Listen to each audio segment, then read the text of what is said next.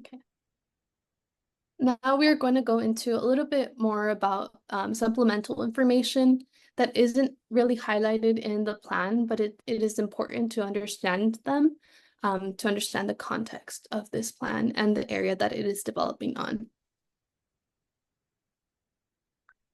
So more on sea level rise, the draft specific plan commits to conserving baylands ecology, which is a critical tool for fighting climate change. However, this updated plan also omits policy from the 2013 plan that could prevent future need to add fill in the bay for the flood protection. And again, these are just some of the changes that have been made since that 2013 specific plans. And I mentioned that Emerson Collective briefly. They've submitted a new application representing the first phase of its waterfront project development plans. Phase 1 is a housing project that will include both market rate and affordable housing. And these two figures demonstrate that the city is at odds with regarding where the levy should go.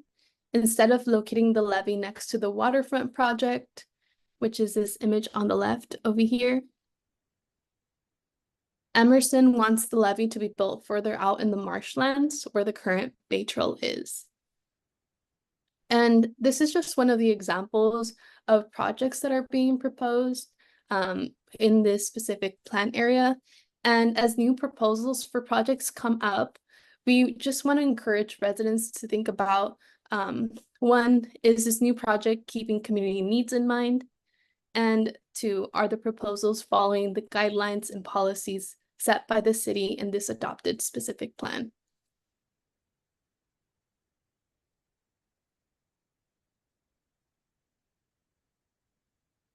And we briefly wanted to cover some information on groundwater to ensure that you understand what it is and the potential impacts and the policies that City Council have implemented into the plan to address this.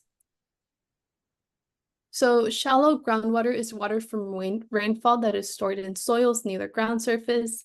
And as sea level rises, salty water from the bay migrates inland, pushing groundwater to the surface. And not much is known about how this will affect us, but we do know that flooding will be more widespread, and this can impact both infrastructure and public health. And this is a diagram demonstrating what freshwater groundwater looks like under the surface.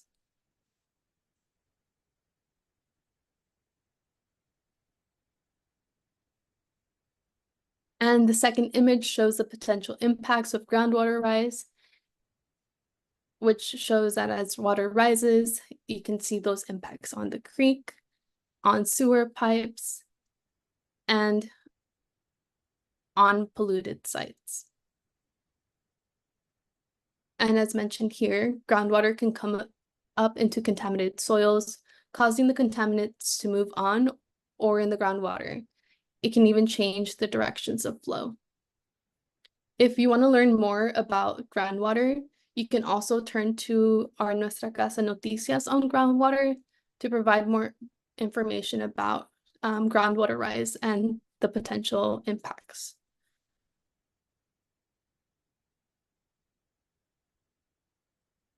So some additional information on groundwater. This map shows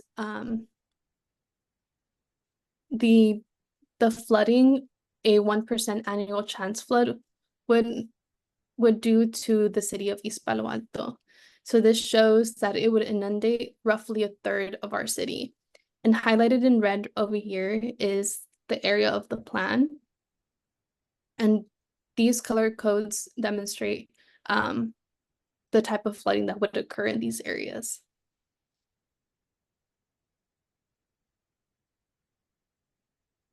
And this map shows the contaminated sites and current groundwater levels.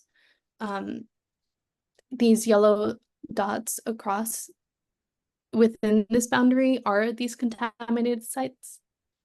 And we just wanted you all to visualize where this plan area is located at.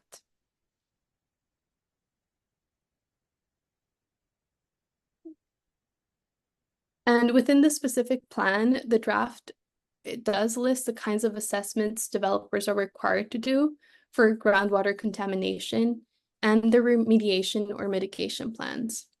They're required to do an environmental site assessment for all new development or substantial renovation or rehabilitation.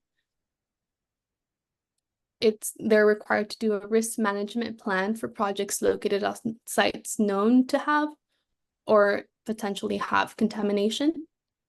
And site assessments or screening for vapor intrusion risk for all residential, medical, community, civic, or institutional uses.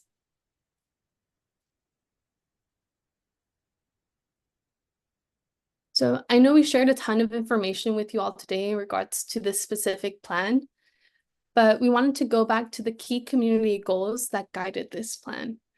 So now that you know a little bit more about the RBD specific plan, ask yourself, does this plan address these goals listed here to your satisfaction? If you think it does or it doesn't, the city wants to hear from you, and there are ways to get involved to make sure the adopted plan fits community needs and priorities, which we'll talk about.